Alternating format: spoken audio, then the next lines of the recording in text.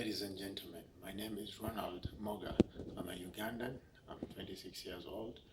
I am studying a master's in IT.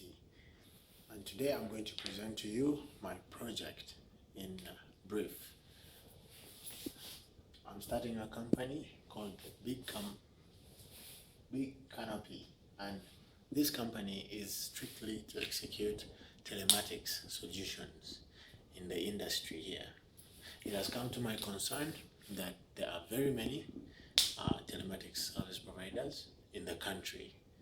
Though I can explain why I have a solution. My solution has been implemented before for an oil and gas company called Tullow Oil, and I was there to make sure it's implemented. So first we buy a device. We configure the device. It works with the server. On the server, we make updates and changes, and then the server forwards that to the satellite. From the satellite, we can access it on a user-end platform. The user-end platform is called MZone. MZone is user-friendly. It has quick refresh time, and it is responsive. You can access it on your mobile phone, on your tablet. How am I going to execute this? One, I'm very sure of my brand. I'm introducing a new device, the latest device by Scope Technologies. That device is called MHub 855.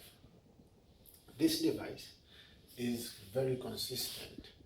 It's more consistent than all the latter. Then it's reliable, it's affordable, it's marketable, and then it's very competitive. So it has higher specs compared to the other devices that are on the market. I was able to do those comparisons, and then it is easy to integrate. Then when I integrate the device, when I deploy the device and it is well and running, these are the things that the company will benefit. Whoever the client is will benefit. One is driver assessment. We need to know where the driver is, who is the driver, who's in charge, what's the vehicle, and where he is, and what speed is moving. And then we need to assess the way this driver is behaving. So the driver behavior is very important because it reflects on the number of incidences, on the number of accidents that could happen. So we need to know how the driver actually is behaving with the vehicle. And two, we are implementing Internet of Things. That means here we can access this application from anywhere. You can track these vehicles from anywhere. And then we are introducing a concept called power tracking. Power tracking means someone here is actually watching the vehicle and someone else is doing the same, probably in a control room, so that there are multiple reports to be compared to give a very reasonable report. And this device includes accident reconstruction. That means if you had an accident, we can actually play back on a second-to-second basis, and then we can know exactly what happened. We can intervene, because I believe most people get accidents and they can't get intervention. They can't get people there fast to rescue them. Now, here we are concerned about the clients, we're concerned about the drivers.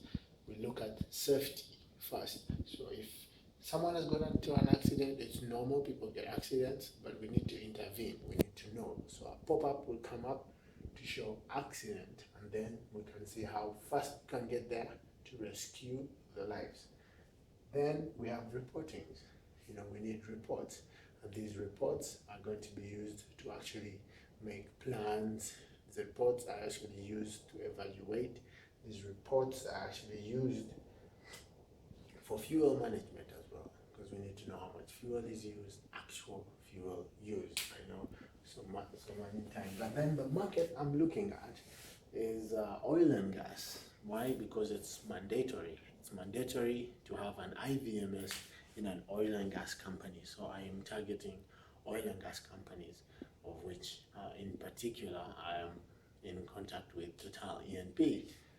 And I'm looking at NGOs who have vehicles and proper policies that actually need an IVMS. I'm looking at government parastatals that would need this service. And how am I going to finance this?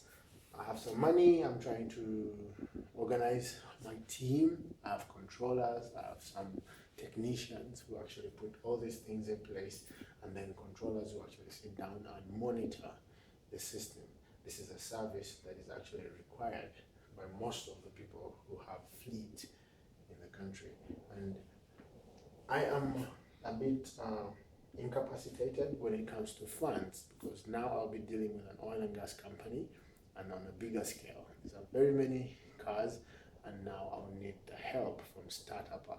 I'm looking at Startupper to get an injection of income, and if it doesn't work, I'll still have to get a loan or get a partnership with an investor, and so that I can have my dream come to life.